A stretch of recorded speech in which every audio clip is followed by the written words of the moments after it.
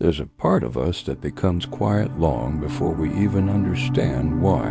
A subtle inner stillness that isn't random, but shaped by the environments we grew up in, by the invisible lessons taught in the homes we lived in. That hesitation before speaking, the racing heartbeat when meeting someone new, the instinct to retreat. These are not merely personality traits. They are the echoes of emotional conditioning survival mechanisms that developed because expressing yourself openly was met with risk rather than safety. Children are naturally curious, expressive, loud in laughter, eager to engage with the world. But when their words are dismissed, laughed at, or labeled as dramatic, a tiny seed is planted. Speaking can bring danger, vulnerability can bring rejection. Slowly, the child adapts, measuring every word, observing every reaction, learning that silence is safer than honesty.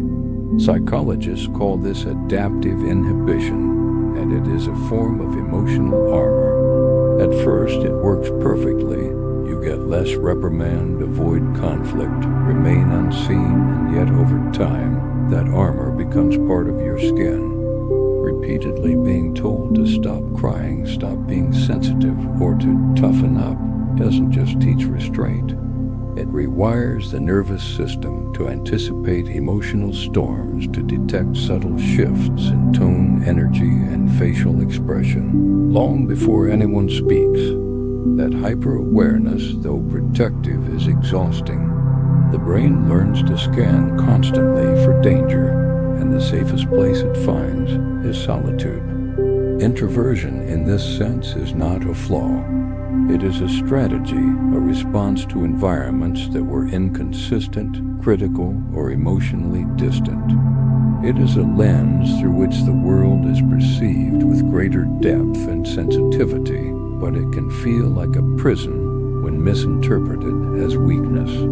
Sensitive children, those who notice small details and feel deeply, often internalize messages that their empathy or attention is a liability, leading to self-questioning and suppression of their own emotions. As adults, these patterns manifest as quietness, as withdrawal, as a preference for solitude, but not merely as a preference, often as a protective necessity. People notice these adults as calm, reflective, or deep, unaware that their composure is born from years of anticipating danger, gauging others' moods, and masking their own feelings. This vigilance is not shyness. It is a finely honed emotional intelligence developed under pressure. But such skill comes at a cost: chronic fatigue, self-doubt, and a constant weighing of how safe it is to express a thought, feeling, or opinion. Introverted adults may crave deep connection, yet fear intimacy because attachment templates formed in childhood taught them that love can be conditional, unpredictable, and fragile. This leads to a paradoxical existence. They possess profound empathy, awareness, and the ability to understand the unspoken, yet they hide these qualities behind quiet masks, waiting for permission to exist fully. Solitude becomes restorative, not just because it is enjoyable, but because it is the only environment where the nervous system can relax, where vigilance can pause, where authenticity can breathe. Yet even in this retreat, there is often a lingering ache, a desire for connection that must be cautiously tested, a fear that too much exposure will invite the same emotional pain experienced in childhood. Generational echoes often play a role. Parents who were critical, inconsistent, or emotionally unavailable likely inherited their own silences, and those unintentional lessons were passed down. Children learn to protect themselves by shrinking, filtering, calculating, and observing. Over time, these survival strategies crystallize into patterns misread as personality traits. Quietness mistaken for natural introversion, carefulness mistaken for calm, withdrawal mistaken for independence. Perfectionism often accompanies this, a byproduct of associating worth with compliance and acceptance. The smallest misstep or emotional display once brought censure. Now, as adults, every word, every sentiment is carefully rehearsed because missteps are still perceived as threats to safety, even when that danger no longer exists. And yet, the story of introversion is not only about restraint and fear, it is also about insight, depth, and refined perception. Those who have lived through these emotional climates develop extraordinary observation skills, empathy, and the ability to detect subtle cues that others overlook. They become attuned to layers of meaning and communication, to nuances in tone, and to the hidden currents of emotion. That attentiveness, forged in silence, can be a profound gift, a capacity for deep connection, reflection, and understanding that many never experience. Still, it must be cultivated with care, because the same skills that make an introvert wise can also make them exhausted, anxious, or self-critical.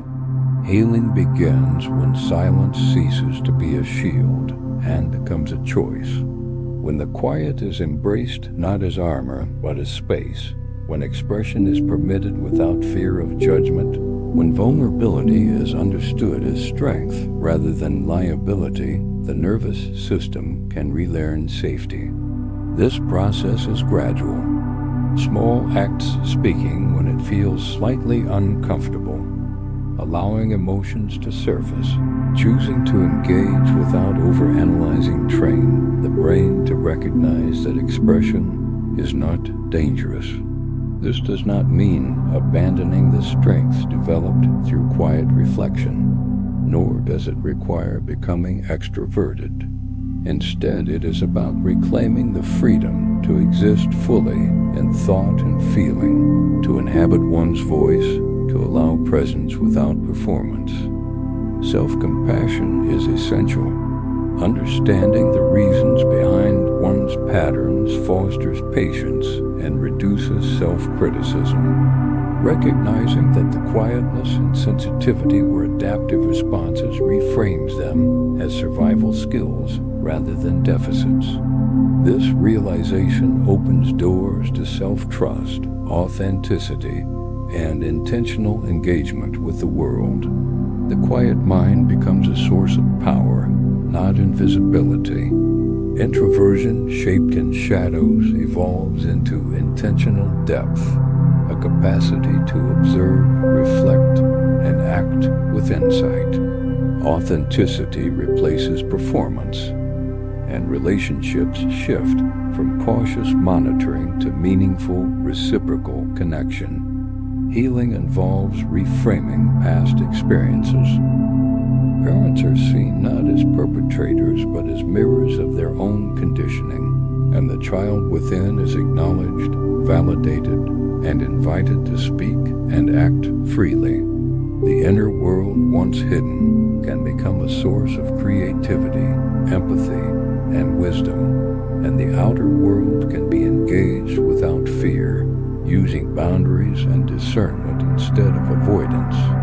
In this way, the formerly defensive silence transforms into deliberate stillness, a space where self-expression and self-preservation coexist. Introversion becomes a choice rather than a constraint, a conscious integration of awareness, empathy, and personal power.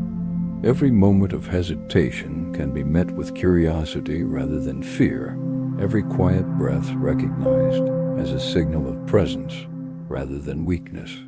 Expression emerges from truth rather than performance, and connection with others deepens because it is no longer mediated by survival strategies. The once conditioned mind learns that being heard does not bring danger, and the body discovers that emotional openness does not equate to vulnerability in the sense of threat. The journey involves patience, self-compassion, and repeated practice in speaking, listening, and engaging authentically. Over time, the nervous system rewires, habits loosen, and the quietness that was once armor becomes intentional presence. Silence is no longer a prison, but a choice, a space for reflection, creativity, and deep understanding. The inner child is acknowledged, the echoes of the past softened, and freedom grows. The introverted adult learns to honor their depth without shrinking, to participate without fear, and to love without hesitation. They begin to rewrite their story, transforming inherited patterns into intentional behaviors, resilience, and wisdom. The quiet becomes power, not by demanding attention, but by radiating authenticity, empathy, and presence. Life is no longer endured from behind a mask of survival. It is engaged fully, mindfully, and courageously.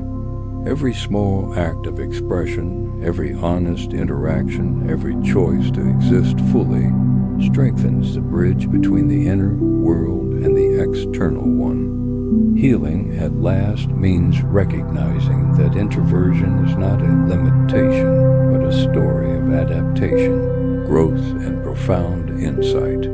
It means allowing space for oneself, speaking when necessary, observing when needed, and connecting on one's own terms. The child who once learned to shrink now learns to expand, to inhabit the full spectrum of thought, feeling, and experience without fear. The nervous system relearns safety, the mind relearns trust, and the heart relearns love. And in this intentional quiet, this reflective stillness, true presence emerges, not as withdrawal, but as mastery of self, a capacity to be fully human, fully alive, and fully engaged in a world that once felt too loud, too unsafe, or too demanding. Introversion transforms from survival mechanism to chosen wisdom, from adaptive silence to deliberate strength, from conditioned restraint to empowered self-expression, proving that the quietest souls can harbor the loudest truths and the deepest power.